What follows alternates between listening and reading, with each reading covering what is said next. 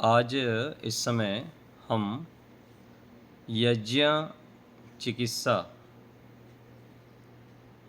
से संबंधित कुछ चर्चा करेंगे कि यज्ञ के माध्यम से हम कैसे अपने शारीरिक रोगों को दूर कर सकते हैं, मानसिक रोगों को दूर कर सकते हैं और साथ साथ बहुत सारे जो हमारी इच्छाएं हैं, भौतिक तथा आध्यात्मिक इच्छाएं, उनको भी क्या यज्ञ के माध्यम से साधन बनाते हुए प्राप्त कर सकते हैं क्या? इस विषय में कुछ प्रकाश डालने का प्रयास है जो हम अभी कुछ दिनों से गुरुजनों से सीखे हैं और अपने जीवन में भी प्रयोग करके देखें। व्यक्तिगत जीवन के साथ घटा के जब बोलते हैं तो कुछ चीज़ें शीघ्रता से समझ में आता है। पहले लगभग 15 साल पहले, 13-15 साल पहले मैं किसी पुस्तक में पढ़ा था कि योग और यज्ञ जो करते हैं उनकी सारी मनोकामनाएं पूर्ण होते हैं। तो ऐसे सुनकर मैं योग जिस रूप में मुझको जानकारी थी उसके आधार पर मैं योग करता था और फिर मुझको रहा कि यज्ञ तो मैं करता नहीं हूँ और यज्ञ के विषय में मैं जानने का प्रयास किया और कुछ सामान्य रूप से जानता था लेकिन विधि आदि कुछ पता नहीं था। तो गायत्री मंत्र से ऐसे मिट्टी के पात्र लेके उसमें रेत रख के यज्ञ करना प्रारंभ कर दिया। लेकिन मन में यह विश्वास था कि यज्ञ करने से सारे मनोकामनाएं पूर्ण होंगे। तो यज्ञ में करता था और मन में यह जिज्ञासा और यह विचार करता था कि मुझको सन्यासी बनना है, विद्वान बनना है और संस्कृत सीखना है, आदि आदि जो भी श्रेष्ठ संकल्प था उसको लेके मैं यज्ञ करता था। धीरे धीरे लेकिन प्रत्येक दिन करता था, कभी सुबह नहीं कर पाया तो शाम को किया और जिस रूप में भी था, लेकिन मन में श्रद्धा विश्वास रखते हुए। तो इसके परिणाम स्वरूप ये हुआ कि जीवन में जो जो हमको चाहिए था वो तो मिला ही मिला, लेकिन उससे कई गुना अधिक ईश्वरीय कृपा से, गुरुजनों के आशीर्वाद से हमें प्राप्त हुए। तो यज्ञ चिकित्सा जो हम करते हैं अथवा यज्ञ से विशेष लाभ प्राप्त करना चाहते हैं तो उसके पीछे एक जो मूल तत्व है वह है श्रद्धा। श्रद्धा के कारण व्यक्ति शीघ्रता से किसी भी विषय में लाभ प्राप्त करने में सक्षम हो जाता है और शीघ्र लाभ प्राप्त कर लेता है। यज्ञ कोई कर रहा है 20 सालों से, 30 सालों से, 50 सालों से, जो लाभ प्राप्त नहीं कर पा रहा है वो आज यदि कोई व्यक्ति विशेष श्रद्धा भाव से उसी यज्ञ क्रिया को कर रहा है लेकिन करता है तो उससे कई गुना अधिक लाभ प्राप्त कर लेता है। जबकि उसको विधि आदि इतना पता नहीं है फिर भी वो विशेष लाभ प्राप्त कर लेता है। तो इसलिए हमको एक तत्व तो ध्यान रखनी पड़ेगी कि हमको श्रद्धा उत्पन्न करनी पड़ेगी, यज्ञ से ये लाभ होगा। और साथ साथ जब हम करते हैं उसमें फिर सामग्री, घी, समिधा, इन सब का चयन भी हमको उत्कृष्ट ढंग से करना पड़ेगा। साधन यदि ठीक होगा तो उससे विशेष हम लाभ ले पाएंगे। समिधा भी हमको पीपल का है, बड़ का है और आम का लकड़ी है और साथ साथ पलास का है, चंदन का है और इन सबसे भी यदि उत्तम माना जाए तो गोबर की कांडा। गोबर की कांडा में भी स्वयं एक तो केवल गोबर से बना देते हैं और उस गोबर की कांडा में बहुत सारे कुछ जड़ी बूटियाँ आदि भी मिला के भी बनाया जाता है। यदि हमारी इच्छा होगी और हम ढूंढेंगे तो सबसे जो भी उत्कृष्ट से उत्कृष्ट साधन है कहीं से भी हम इकट्ठा कर सकते हैं और आप लाभ ले सकते हैं। यदि लाभ लेने की आपके इच्छुक होंगे तो हम लोग से संपर्क कर सकते हैं, हम भी आपको उपाय बता देंगे। और दूसरा, यज्ञ दर्शन जो यूट्यूब चैनल है उसमें जाके आप विस्तृत जानकारी ले सकते हैं। किसी भी चीज़ से हमको लाभ लेना है तो पहले ज्ञान प्राप्त करना होता है और उससे बार बार देखना है, अच्छे प्रकार से देखना है। टूटे फूटे देख के जैसे तैसे आप करते रहेंगे तो जो लाभ आप प्राप्त करना चाहते हैं वो प्राप्त नहीं कर सकते हैं, समय अधिक लगेगा, कम लाभ प्राप्त करेंगे।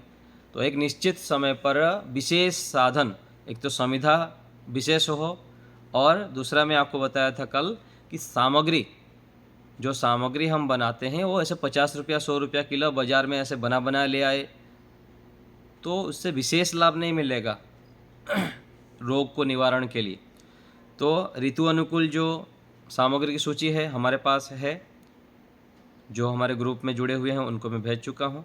और दूसरा एक यज्ञपाथी नाम से जो पुस्तक है उसको आप अच्छे से पढ़िए, महीनों लगा के गंभीरता से पढ़िए। कौन से रोगों में कौन सा जड़ी बूटी है उसमें अच्छे से दिया हुआ है। और विस्तृत यदि समझ में कम आता है तो हमसे भी संपर्क कर सकते हैं आप। तो सामग्री स्वयं लाके बनाने का प्रयास करें, और वो सामग्री भी कम से कम 500-600 रुपया 700 रुपया किलो पड़े, ऐसे अच्छे प्रकार से बनाएं। उसमें कुछ मात्रा में गूगल आदि विशेष अच्छे गूगल ढूंढ के डालें। और जब यज्ञ हो जाता है, यज्ञ के बाद भी जो अग्नि जब बुझ गई तो राग रह जाता है, लाल लाल जो लकड़ी के ये है, तो उसमें हमको फिर विशेष गूगल घी में मिलाया हुआ, घी में डूबा हुआ ऐसे गूगल डालना है। और जिस रोग से आप ग्रसित हैं उस रोग से संबंधित जो जड़ी बूटियाँ बनाया गया है पतंजलि के द्वारा, अलग अलग वातेष्टि है, पित्तेष्टि है, प्राणेष्टि है और हृदय रोग के लिए है, उससे संबंधित भी उसके बाद उसमें मिला के जो घी, गूगल और जो विशेष सामग्री है उसमें धुआं करके किसी कमरे में रख के उसमें फिर 1 से 2 घंटा तक वहाँ बैठ के आप प्राणायाम आदि करें। तो यदि हम ऐसे प्रयोग लगातार करेंगे तो उससे विशेष लाभ होगा। और घी सामग्री आदि की जो मात्रा है वो भी अपने योग्यता के अनुसार, सामर्थ्य के अनुसार डालें। आपको रोग है 100 रुपये का और आप सोचते हैं डॉक्टर के पास जाएंगे तो 1000 रुपया खर्चा होगा, तो यज्ञ में तो कम से कम 500 रुपया उस रोग को ठीक करने के लिए प्रयोग करें। बड़े बड़े रोग है, पूरा 4 स्टेज के कैंसर है, आप सोचेंगे बस 20-30 आहुति से भला कर दूँ। तो किसी माताजी से बात हुई मुंबई में, तो स्वामी यज्ञदेव जी उनको बताए कि आपको ऐसे ऐसे सामग्री प्रयोग करनी है, विशेष घी आदि का प्रयोग करना है और सुबह 1000 आहुति, शाम को 1000 आहुति देनी है। यदि हमको विशेष रोगों को भगाना होता है, मन इंद्रियों को वश में करना है, वैराग्य प्राप्त करना है, अपने गलत कुसंस्कारों को मिटाना है, कोई बड़े उपलब्धि हम प्राप्त करना चाहते हैं और छोटी मोटी हम क्या कहते हैं ना, खिलौने से वैसे बहका देना होता है ना, किसी को हम बच्चे को बहका देते हैं, ऐसे ही छोटे मोटे आहुति दे के छोटे मोटे एक यज्ञ करके हम सोचते हैं कि बड़े बड़े रोगों को हरा दें और बड़े बड़े दोषों को हटा दें। ऐसे संभव नहीं होता है। उसके लिए भी विशेष आहुति देनी पड़ेगी, कई हज़ार आहुति देनी पड़ेगी। हमारे स्वामी चित्तेश्वरानंद जी हैं, देहरादून के ऊपर रहते हैं, तो जैसे वो बड़े बड़े घर की प्रतिष्ठा कराते हैं ना, तो मेरे को जितना कुछ मैं सुना हो, कई हज़ार आहुति देते हैं। कमरे के अंदर, एक घर के अंदर यदि 5 कमरा है तो एक एक कमरे में लेकर कई हज़ार आहुति दिलवाते हैं। तो ऐसे बड़े और विशेष यज्ञ करने से फिर उसका फल हमको मिल सकता है। सामान्य रूप से जप तप आदि करके विशेष उपलब्धि ये संभव नहीं। ऐसे ही मंत्रों का भी चयन, अलग अलग मंत्रों के चयन से भी लाभ होता है। लेकिन हम विशेष जितना विस्तार पूर्वक जानेंगे, जितना विस्तार पूर्वक करेंगे उतना अच्छा है। लेकिन इसमें जो मुख्य तत्व है कि हमारा संविधा ठीक हो, सामग्री ठीक हो, घी ठीक हो। ऐसे ही घी भी आप रोग को ठीक करना चाहेंगे, बाज़ार से जो घी मिलता है उसको लाके करना चाहेंगे और कम रेट में सस्ता घी लाके काम कर लूँ ऐसे सोचेंगे। घी देखिए 500-600 रुपये से लेकर 1100-1200 से लेकर 3000, 5000, 6000 रुपये तक भी घी का मूल्य है। और आप चाहेंगे शुद्ध शुद्ध शुद्ध, मुझको शुद्ध चाहिए, प्योर तो है, अच्छा जी प्योर तो है, ऐसे बार बार पूछते रहेंगे। प्योर चाहिए तो घर में गाय रख के दूध निकालो और घी निकालो। यदि आपको पूरा आपको 100%, 101% घी चाहिए शुद्ध, तो बाकी जितना जितना आप आगे बढ़ते जाएंगे, विचार करते जाएंगे और ढूंढते जाएंगे तो आपको मिल जाएगा अधिक से अधिक अच्छा। प्योर यदि आपको 100% लगता है तो आपके घर का, और बाकी आगे जिसका जिसके प्रति विश्वास है उसके आधार पर वो कह सकता है। जैसे हमारा एक विश्वस्त व्यक्ति है, वो 1100 रुपये में दे देते हैं, फिर डाक खर्चा अलग लेते हैं। और भी एक विश्वस्त पात्र मेरे हैं, वो 3000 रुपया घी में देते हैं।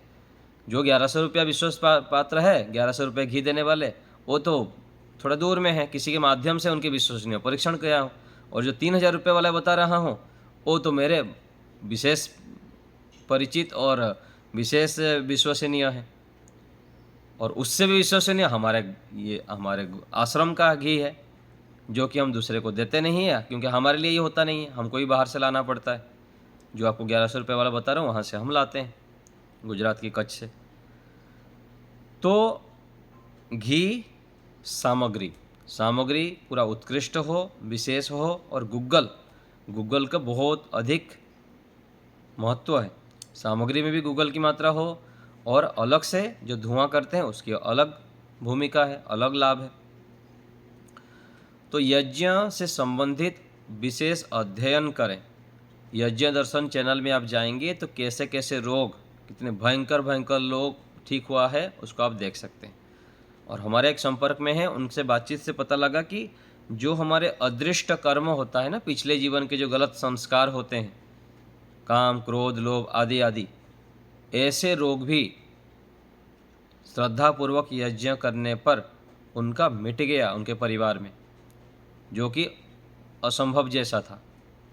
चाहे रोग हो, चाहे गलत संस्कार हो, और आगे चलकर जो हमारे मन चाहे इच्छाएं हैं कि मुझको ये चाहिए, वो चाहिए, बहुत सारे अच्छे इच्छाएं होते हैं, बुरे इच्छा की तरफ हम छोड़ देते हैं।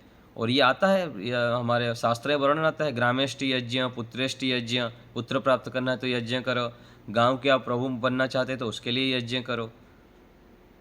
और जैसे मैं आपको बताया कि मेरे जीवन में चाहे थे मुझे सन्यासी बनना है, विद्वान बनना है, गुरुकुल में पढ़ना है, गाय की सेवा करनी है, संस्कृत पढ़नी है, ऐसे ऐसे भी इच्छाएं होती हैं।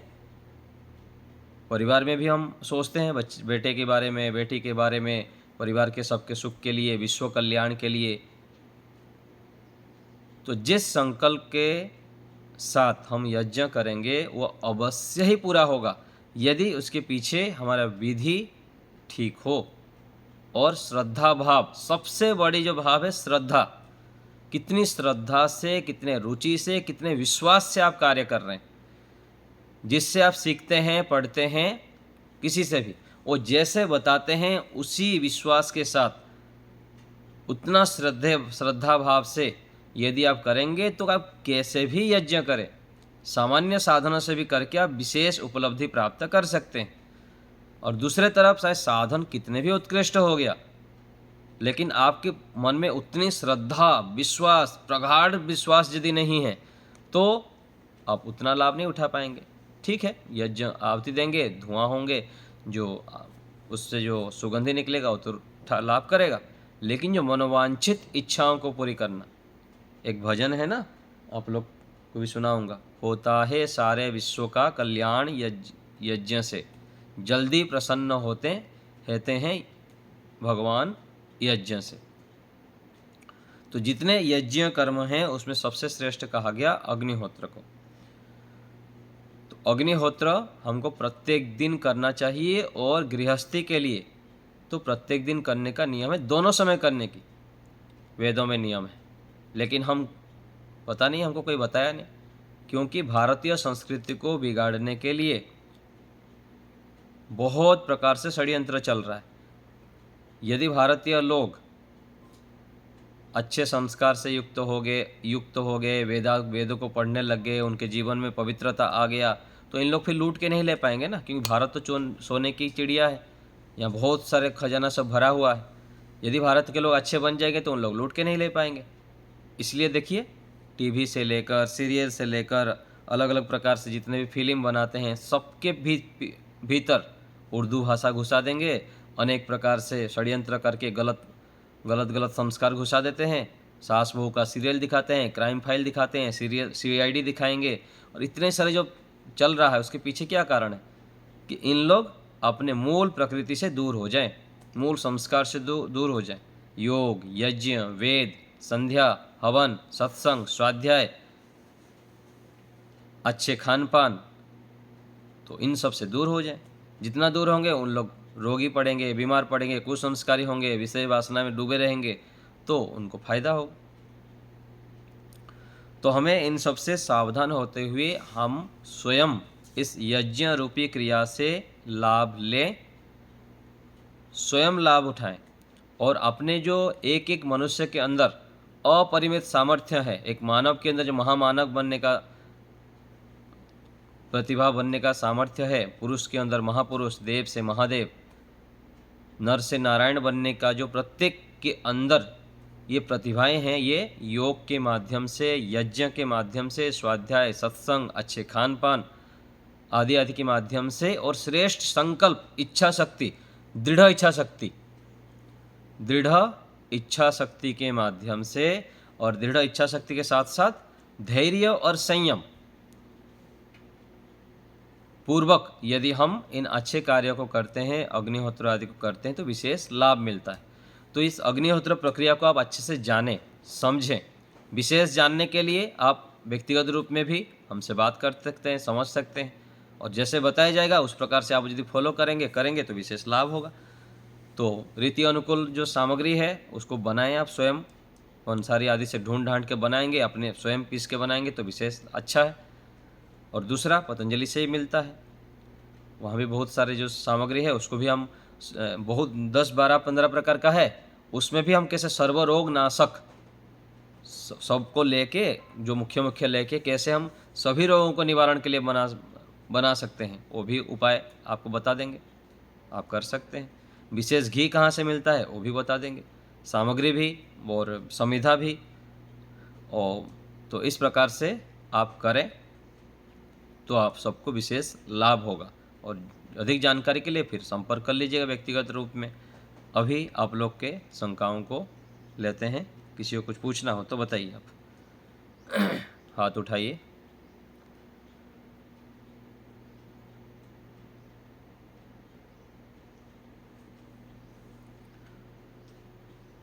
सरोज माता जी बोलिए। नमस्ते आचार्य जी। जी माता जी। क्या नीम की संविधा इस्तेमाल कर सकते हैं, किसी का ये प्रश्न है। नीम का तो मेरे जानकारी में नहीं है, मेरे जानकारी में नीम के विषय में नहीं है। ये तो मुख्य ये 4-5 है, फिर भी पूछ लेंगे। ठीक है, आप प्लीज पूछ के बता देना, किसी ने पूछा है मेरे से। हाँ, मेरे को व्हाट्सएप के माध्यम से बाद में थोड़ा लिख के भेज दीजिएगा तो मैं कर लूँगा। ठीक। बाकी दूसरे क्या नाम है? देवतर जी।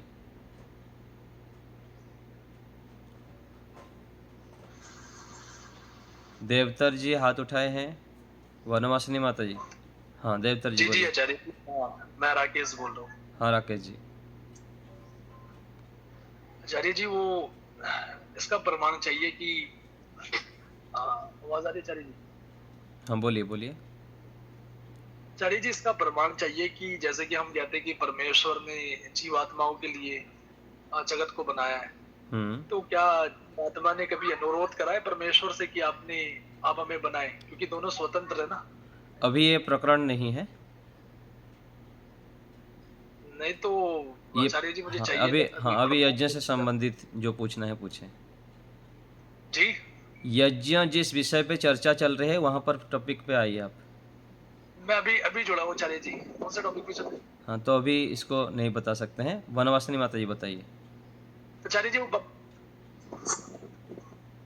अच्छा जी, मैं पूछ रही थी कि जो हम घर में जो अग्निहोत्र करते हैं उसमें जो साकल्य रूप में लेते हैं, जो सामग्री जो लेते हैं उसका सब तो नहीं मिलता, जो मिलता है पास में वही ले जाते हैं। हाँ जो मिलता है वो आपको बता देंगे, उसमें भी कैसे कैसे बनाना है और कैसे बनाना है आप बात कर लीजिए मेरे से तो मैं बता दूंगा। ठीक है? हाँ जी, कब बात करूंगी मुझे बताएं, टाइम। व्हाट्सएप में पूछ लीजिएगा मेरे को। आपको समय कब होगा मुझे बात करने के लिए? आप तो बहुत बिजी रहते हैं। मेरी बात समझ में आ रही है? व्हाट्सएप के माध्यम से मेरे को लिख के अथवा बोल के पूछिएगा कि आचार्य जी मैं आपसे कब बात कर सकता हूँ। अच्छा। विकास जी। आचार्य जी नमस्ते जी।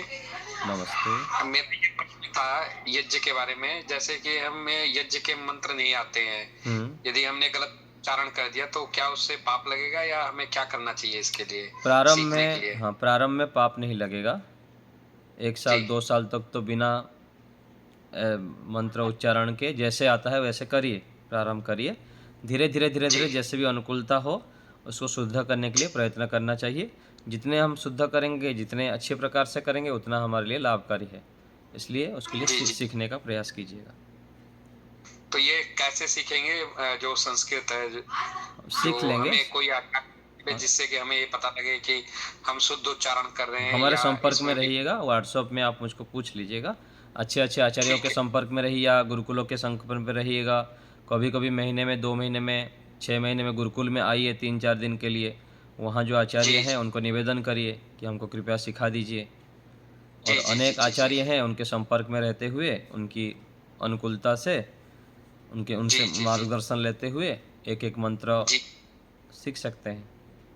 ठीक है, धन्यवाद आपका। ठीक है ना? इच्छा रखेंगे तो धीरे धीरे सीख लेंगे आप। हाँ, स्टार्ट करने की काफी दिनों से इच्छा है मेरी, और ज्यादा प्रबल आपने कर दी है, जी, तो मैं मानसी इसे सीखनी। जी जी जी मानसी जी, नमस्ते आचार्य जी। नमस्ते। आचार्य जी, जैसे हवन करते हैं हम लोग, तो वो वाला जैसे तुलसी का सूखा जो पौधा होता है उसको डालते हैं हवन में संविधा के रूप में, डाल वैसे ही दूसरे फूल का पौधा डाल सकते हैं सूखा बिल्कुल वाला? बिल्कुल बिल्कुल डाल सकते हैं।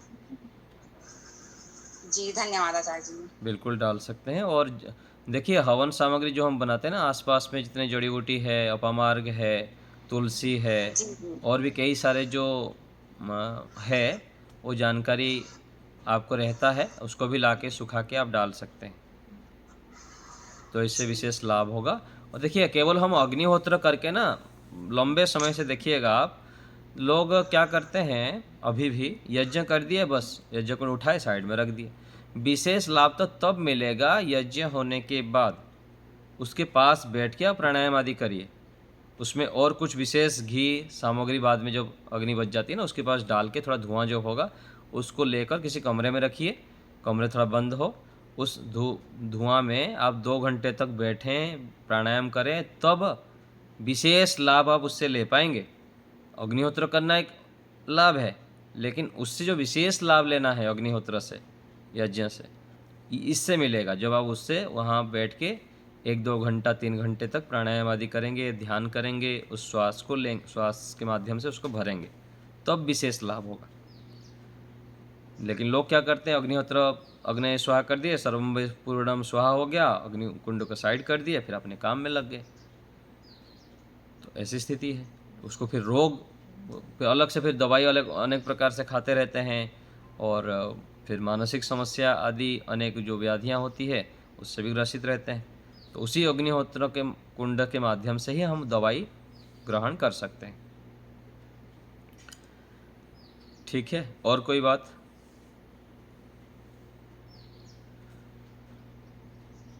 तो हवन की जो घी है, सामग्री है, ये दोनों को हमें उत्कृष्ट बनाना पड़ेगा।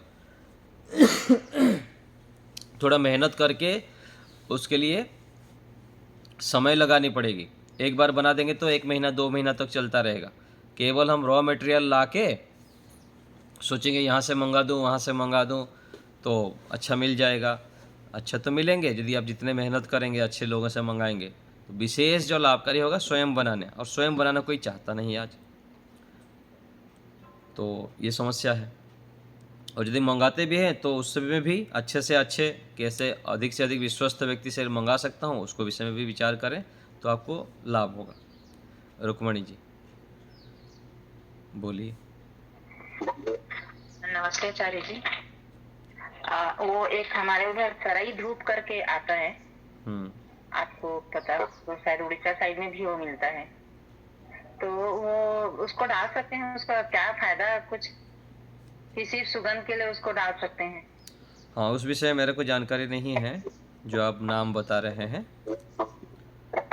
आप जो ये यज्ञ पेथी नाम से पुस्तक दिया है ना, उसमें अनेक प्रकार की जड़ी बूटी के नाम दिया गया है, उसके साथ आप उसको मैच करके देखिएगा। हाँ, ठीक ठीक है। तो आपको अगर आपके जानकारी में जितने हैं जो जो हम लोग घर में जैसे आस पड़ोस मिल सकता है, तो वैसे को जो व्हाट्सएप ग्रुप है उसमें डाल दीजिए ना बीच बीच में, तो हम लोग अगर मिल जाता है तो उसको वही बता डालने रहा का हूँ। प्रयास करेंगे। माइक म्यूट करिए आप, मैं बताता हूँ जी। ये क्यों हो रहा है। अभी जो यज्ञ पेथी पुस्तक भेजा गया है उसको आप पढ़िए अच्छे से। उसमें बहुत सारे जड़ी बूटी के माध्यम से जड़ी बूटी का नाम दिया गया है, और जो ऋतु अनुकूल आपको सूची दिया गया, ऋतु अनुकूल जो सामग्री बनाने के लिए लिस्ट भेजा हूँ उसको आप पढ़िए। उसमें से अधिकांश जो जड़ी बूटी है आपको मिल जाएंगे। और हमारे स्वामी यज्ञदेव जी जो स्वामी जी जो आए थे, एक बात बताए थे मेरे को कि जो भी आप सामग्री बनाते हैं उसमें 3 चीज़ें मुख्य रूप से अवश्य मिलाने का प्रयास करें, इससे विशेष लाभ होता है। एक तो काले तिल और जौ और चावल, इन तीनों को भी ऐड करें। और केवल इन तीनों से भी आप कर सकते हैं, आपके पास कुछ भी ना हो सामग्री, इन तीनों से भी करते हैं तब भी आपको विशेष लाभ होगा। तो ये भी आप ऐड कर सकते हैं। और बहुत सारी जो सूची भेजा हूँ आपके आसपास में बहुत कुछ मिल जाएगा, उसको सीधा ला के बनाएं और उसमें विशेष गूगल मिला दीजिए। गूगल का ही 50% रोल है। और पतंजलि का एक दिव्यष्टि नाम से आता है, आप ऑफलाइन में मिलता नहीं है, बड़े बड़े स्टोर में मिलता है, तो ऑनलाइन आप मंगा सकते हैं दिव्यष्टि। और एक दशांगम पाउडर, तो दिव्यष्टि गूगल और कुछ 1-2 जड़ी बूटी मिल के बना है। तो उसको यज्ञ के बाद जब अंगारा रह जाता है उसमें थोड़ा डाल देंगे तो पूरा घर खुशबू हो जाता है। और ऐसे ही दशांगम पाउडर, उसको भी थोड़ा सा डाल देते हैं तो पूरा घर खुशबू में भर जाता है। तो इसको आप प्रयोग कर सकते हैं। गीता माता जी।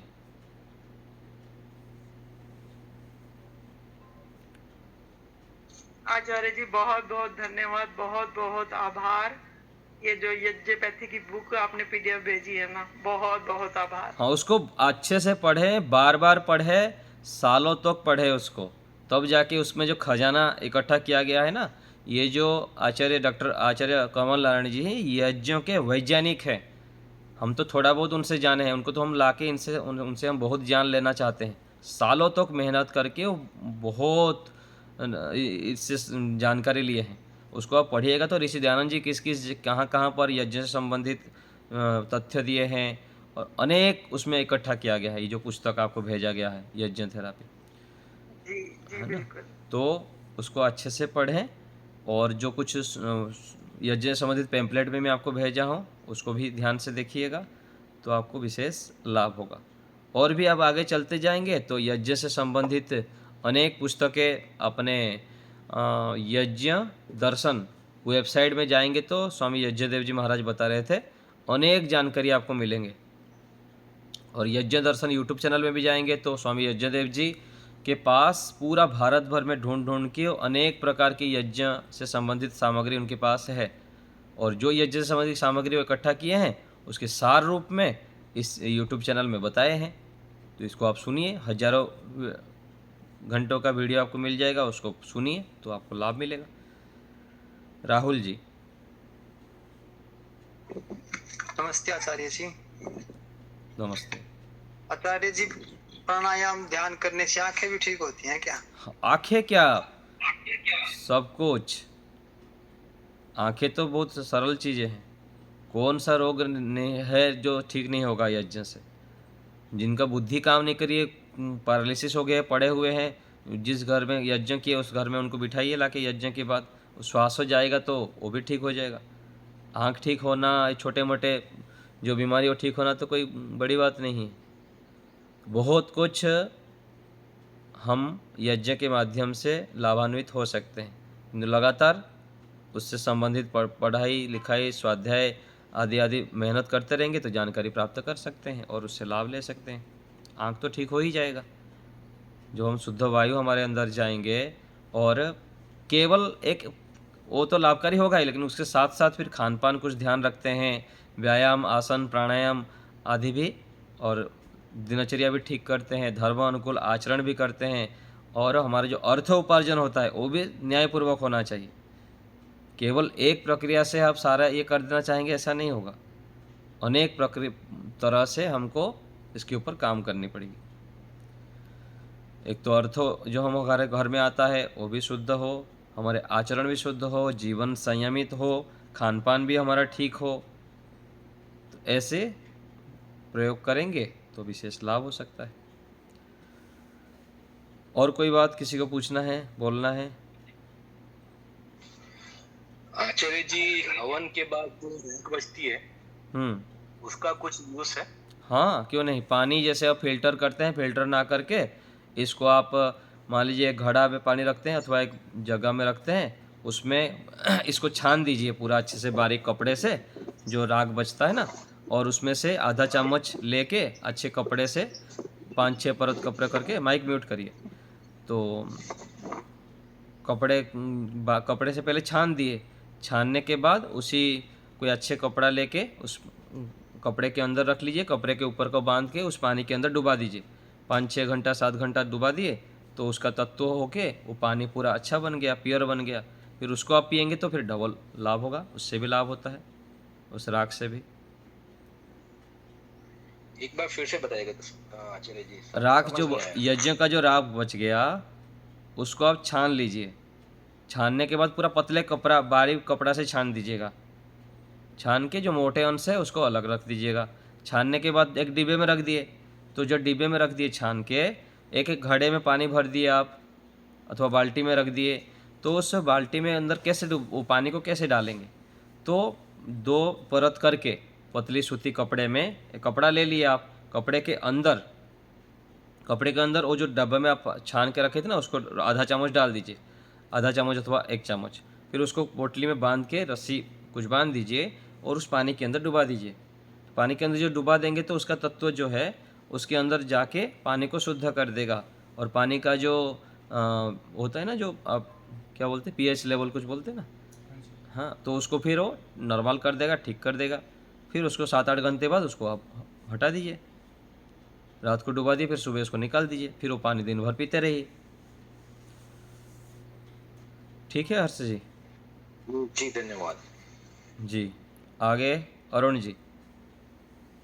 अरविंद। आचार्य जी, जो हवन की जो भस्म है, जो राख है, वो पौधों में भी डाल सकते हैं? हाँ, पौधों में भी बहुत लाभकारी है। पौधों में भी गुड़ थोड़ा सा हिला के उसके नीचे डाले तो वो भी बढ़िया खाद की तरह काम करेगा। जी ठीक है। अरविंद जी। आचार्य जी नमस्ते। जी आचार्य जी, हमारा जो यज्ञ करने में जैसे तत्काल लाभ क्या होगा, ऐसा अनुभव होगा? जैसा हम गलत काम करने से मन में भय शंका आता है, हाँ, ऐसा अग्निहोत्र करने के बाद हम तत्काल क्या क्या लाभ देख सकते हैं? तत्काल तो उसके व्यक्ति के श्रद्धा के ऊपर लाभ डिपेंड करता है ना। जितनी अधिक श्रद्धा है और जितना लाभ उठाना चाहिए लाभ उठा सकता है। एक तो आरोग्य के रूप में सीधा लाभ हो रहा है, घर के जो परिवेश है। माइक म्यूट करिए ब्रज किशोर जी। तो तत्काल जो है घर के परिवेश को पूरा शुद्ध कर रहा है ना, ये लाभ दिखता है। दूर दूर तक लोगों को सुगंधी जाता है, ये लाभ दिखता है तत्काल। तो ऐसे तत्काल भी कई सारे लाभ होते हैं। और प्राणायाम आप यदि बैठ के यज्ञ करने के बाद प्राणायाम बैठ के करेंगे तो विशेष फिर तत्काल भी लाभ होगा। पूरा शरीर के अंदर सकारात्मकता बढ़ती जाएगी, आपके व्यवहार में भी उसका परिवर्तन दिखाई देगा। क्योंकि अग्नि के समय को हम बैठते हैं, अग्नि सत्वगुण युक्त है, तो अग्नि के समय बैठते तो हमारे अंदर भी सत्वगुण आता है। उसके बाद फिर शुद्ध वायु में जो प्राणायाम करेंगे तो हमारे अंदर भी सत्वगुण अधिक से अधिक बढ़ता जाएगा। जितना सत्वगुण हमारे अंदर बढ़ेगा, हमारे व्यवहार में परिवर्तन दिखाई देगा, हमारे मन मस्तिष्क में शांतपना, एकाग्रता आदि भी दिखाई देंगे। ये तत्काल लाभ है। और कुछ दिन लगातार हम करते जाएंगे तो धीरे धीरे हमारे अंदर इतने सत्वगुण बढ़ता जाएगा कि हमारे जीवन में भी हम जो निर्णय करते हैं वो भी परिवर्तन दिखाई देगा। बहुत उत्कृष्ट निर्णय करेंगे हम, अच्छे सोच होगा हमारा, और हमारे संबंधों में भी धीरे धीरे हम सुधार कर पाएंगे। ऐसे लाभ है। अच्छा, हमारा धुआं तो अंदर जाने से तो शरीर खराब हो के बोल रहे हैं। नहीं, वो जो धुआं है, टायर को जलाते हुए जो धुआं है, और गाड़ी के गैस से जो निकलता है वो धुआं, वो हानिकारक है। अग्निहोत्र से जो करते हैं यह हानिकारक नहीं है। लेकिन धुआं को रखने में घर काला हो जाता है। घर काला हो जाए, व्यक्ति की चरित्र काला हो जाए तो किसी को चिंता नहीं है। घर काला हो जाए तो बड़ी चिंता है। चरित्र काला होना बड़ी चिंतादायक है या घर काला होना चिंतादायक है? घर काला होना तो ठीक है, चरित्र ठीक होना घर काला होना ये निशान है कि इस घर में दिव्य आत्माएं रहते हैं, देवता रहते हैं, ठीक है ना। घर काला हो जाए तो क्या हो, 6 महीने में अगर पेंट कर दिया करे, लाखों रुपया खर्चा करते हैं मौज मस्ती के लिए, अलग अलग प्रकार के कामों के लिए, तो घर को पेंट करा देना। एक कमरा ऐसे रखें साइड में, अथवा अपना जैसे आप अच्छे हाइजीनिक घर बनाए हैं तो सामने कोई ऐसे छोटा सा कुटिया बना दीजिए, उसके अंदर यज्ञ चिकित्सा के लिए रखिए। बाहर पहले बारंडे में यज्ञ कर लीजिए, फिर लेके घर के अंदर जिस कमरे में आप यज्ञ का लाभ लेना चाहते हैं विशेष रोग के रूप में और प्राणायाम आदि करने के लिए, वो अलग से कमरा बना दीजिए छोटा सा। वो कमरा काला हो जाए कोई दिक्कत नहीं, घर आप अच्छा रहेगा। और घर के अंदर भी थोड़ा सा सुगंधित करना चाहते हैं तो उस कुंड को ला के घर के अंदर थोड़ा घुमा लीजिए, 5-10 मिनट रख लीजिए, उसमें काला नहीं होगा। 5-10 मिनट नहीं होगा, लेकिन हाँ। धुआं में कुछ हानि नहीं होगा ना? धुआं में हानि नहीं है, लाभ ही लाभ है, लाभ ही लाभ है, बहुत बहुत बहुत अधिक लाभ है। और आचार्य जी और एक जो बोलो काला तिल और चावल और एक क्या बोले थे? जो हाँ, जो मतलब सुना है ना? जो एक आता है ना अन्न। अच्छा, जो हाँ धान का जैसा। हाँ, धान जैसा जो होता है, तो उसको इन तीनों को डाल के करे तो विशेष लाभ। दिव्यष्टि और दशांगम है जो। हाँ, अच्छा दिव्यष्टि है, दशांगम है, गुग्गल है, 250 ग्राम को 500 रुपया पड़ता है, वो अच्छे क्वालिटी का है, तो उसको भी लाए, थोड़ा थोड़ा उसको डालें। दशांगम 250 रुपया के आसपास आता है। और प्राणेष्टि है, वो विशेष प्राण वायु को बलवान करने के लिए है, पतंजलि का। और आचार्य जी हमारा जो घी शुद्ध है कि नहीं है, जो हम लाते तो बाहर में, जैसा नॉर्मल कैसा उसका पहचान करेंगे? शुद्ध का पहचान कुछ भी नहीं है, घर में आप जो बनाएंगे तब जाके पहचान है। बाकी लोग अलग अलग प्रकार से, कुछ लोग जान पाते हैं, फिर भी जानना मुश्किल होता है। जितना हम देखे हैं ना, कुछ तुक्का मार के बोल देते हैं, ठीक है मैं बहुत जानकार हूँ, मैं कर लूँगा, लेकिन वास्तविक रूप में देखा जाएगा तो 100 में कोई एक व्यक्ति 2 व्यक्ति ही विशेष रूप से जान सकते हैं। इतना पकड़ में नहीं आएगा, क्योंकि मिलावट करने वाले बहुत उपाय से मिलावट कर लेते हैं। ठीक है अरुण जी। हाँ आचार्य जी, आपने जो ये संविधाओं की वो जो भेजी है, जो संविधाएं नहीं सॉरी जो सामग्री वाली जो है, जो लिस्ट है, वो बनी बनाई मिल सकती है कहीं से जिसमें ये सारी चीजें? अभी तो मुश्किल है, हमारे यहाँ पर बनाते हैं दर्शन योग धाम में, लेकिन हम बाहर उपलब्ध नहीं करा पाते हैं। अच्छा। अपने लिए ही हो पाता है। हम बाहर की कोई आता है तो हम प्रसादी के रूप में 20-50 ग्राम दे पाते हैं। आगे समय के आधार पर जैसे उपलब्ध होगा तो हम कर सकते हैं। ठीक है, थैंक यू, धन्यवाद। ठीक है, और कोई बात किसी को? पतंजलि में उपलब्ध है। पतंजलि में जो उपलब्ध है, ये जो बता रहे हैं हम, जो ऋतु अनुकूल बनाए हैं वो पतंजलि में उपलब्ध नहीं है। आप पतंजलि के जो जड़ी बूटी है उसको सर्व रोग नाशक सभी प्रकार से तो हम एक नहीं कर सकते। माइक म्यूट करिए। उसने 8-9 तरह की। माइक म्यूट करिए आप, मैं बताता हूँ। देखिए, पतंजलि का जो बनाया गया है अलग अलग रोग को लेकर बनाए हैं। प्राणेष्टि है तो प्राण को बलवान बनाने के लिए, किसी के बात की समस्या है तो बात से संबंधित है के लिए, और किसी का पित्त है फिर पित्त से संबंधित सामग्री से आप यज्ञ कर सकते हैं। ये सब है, ऐसे आप करना चाहे तो कर सकते हैं।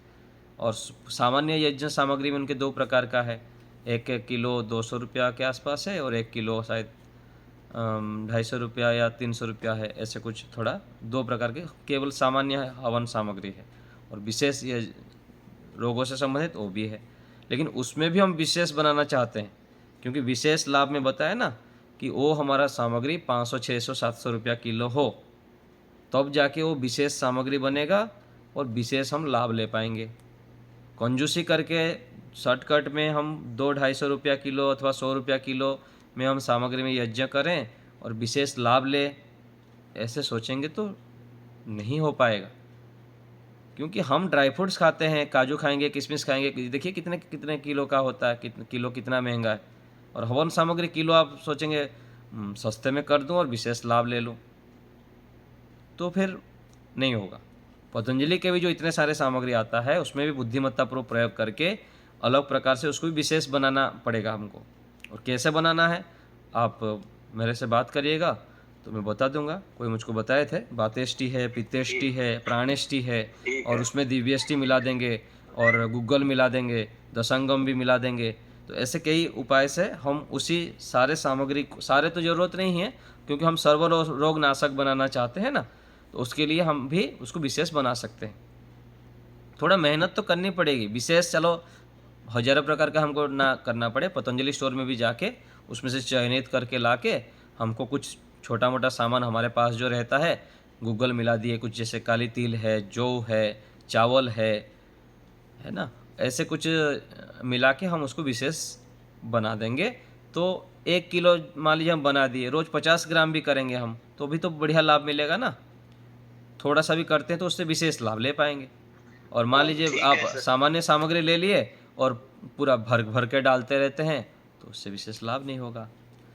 तो थोड़ी सी बुद्धिमत्ता से कार्य करेंगे और मेहनत करेंगे तो लाभ अधिक हम ले सकते हैं और रोगों को भी हरा सकते हैं। और कोई बात?